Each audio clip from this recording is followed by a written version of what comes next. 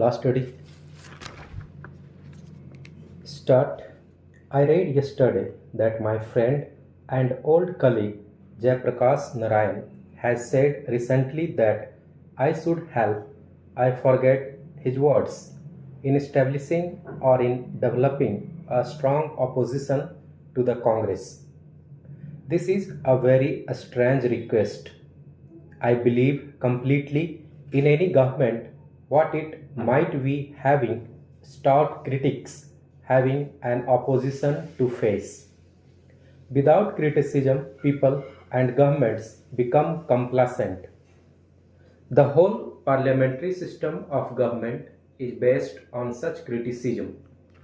The free press is also based on criticism.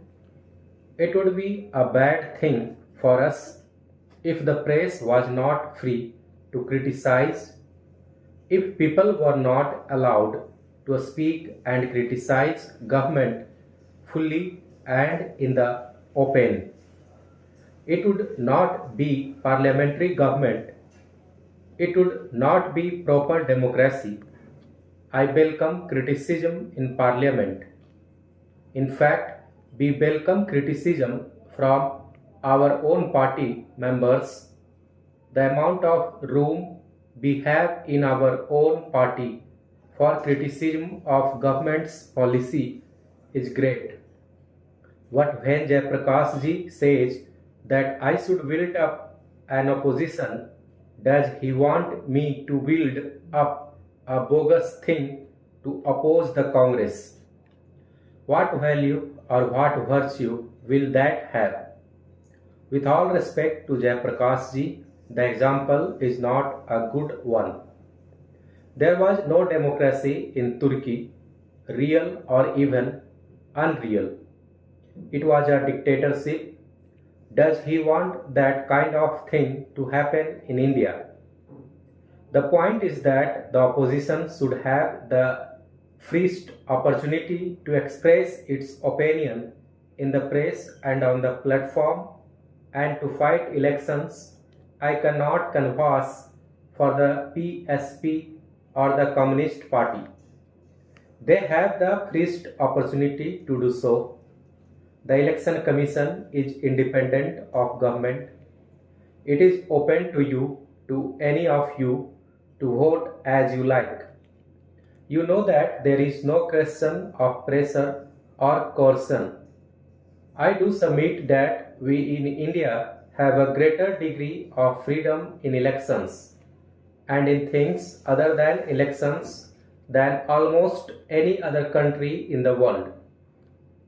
There may be a few countries which have the same freedom as we have, but a far greater number of countries in the world have no such freedom.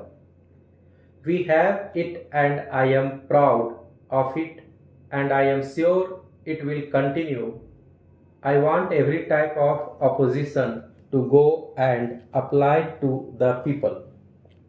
The people should decide to whom they shall vote for here. Jayaprakash ji says it would be good for the Congress to be defeated. I might perhaps agree that it might be good for the Congress to be defeated, but surely the question is not for us, but for the people.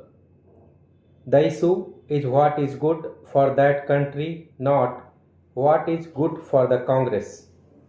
Our friends like Jayaprakash ji have got so entangled in their dislike of the Congress that they have forgotten such a things as India and the good of India. It is my belief that if by any mischance the Congress was defeated, it would be very bad for India. I do not say that congressmen are better people than others. There are good men in the other organizations. There are patriots in other organizations. It is not a question of personal friendship. It is a question of the national good. Supposed in parliament, instead of the strong Congress party, we had a dozen or 20 small groups with nobody in a majority. What would happen?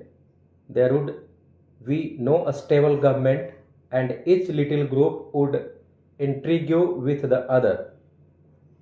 There would be offers of ministerships for people who gave up a party to join another. That is what inevitably happens when there are all kinds of parties with none having a majority. I can give you instances where countries are failing because of the failure to get a stable government. At a time when we talk of the second 5 year plan, when the energy of the nation should be put into development, when we have Pakistan shouting itself hoarse about jihad and war, are we to experiment with numerous odd groups? It surprises me and amazes me that a person of good sense should suggest something which totally ignores the facts of life in India today. The facts of life are these, that we have to fight a tremendous opposition in India.